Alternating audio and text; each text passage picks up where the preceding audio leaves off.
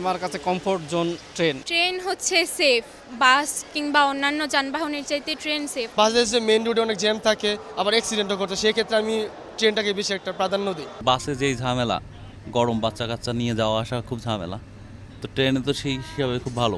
আমার বাসের জার্নি চাইতে ট্রেনটাকে সবচেয়ে বেশি আমি কমফোর্ট ফিল করি। এই কারণে দেখা গেল যে বাসে গেলেও বসে আছি দীর্ঘ সময়, একঘেয়েমি চলে আসে।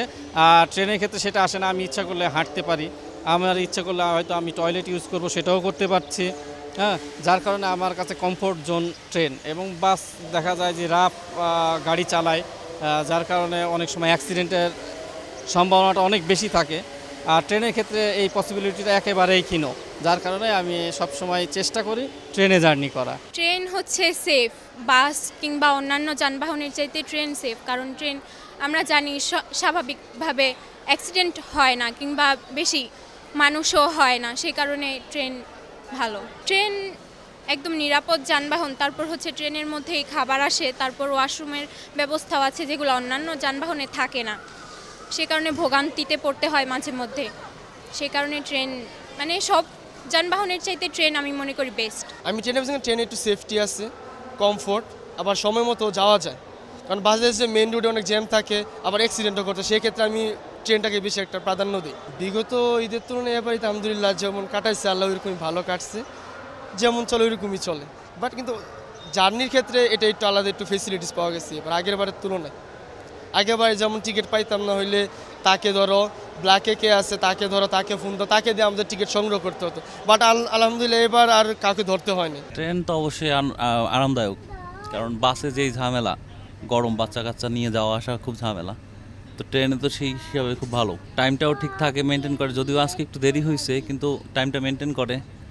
আর কিছু কিছু রোডের বাসের অবস্থা তো বেশি ভালো না, খুব খারাপ বাস অবস্থা। সব ট্রেনগুলো এইগুলো ভালো। যেমন এই যে নেত্রকোনার মোহনগঞ্জের যে ট্রেনটা, এটা খুবই ভালো সার্ভিস।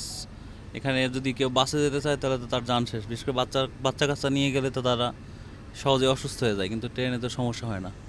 তো এই জন্যই আর কি ট্রেনেই যাওয়া ভালো, আমি যাই আর কি। ট্রেনটা একটু রাস্তায় যানজটের কারণে মানুষের ট্রেনে যায় যাতে সময়টা বাঁচে, একটু আরামে যেতে পারে।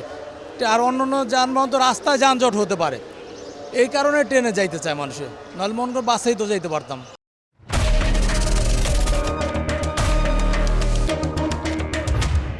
মূলত হচ্ছে গিয়ে ট্রেনটা হচ্ছে আপনার যানজট থেকে একটু মুক্ত পাচ্ছি আমরা। একটা হচ্ছে যে ভিড়ভাড়টা দিক থেকে মোটামুটি একটু সেফলি আছে, আর টাইমলি আমরা যেতে পারতেছি, সেদিক থেকে ভালো আর কি।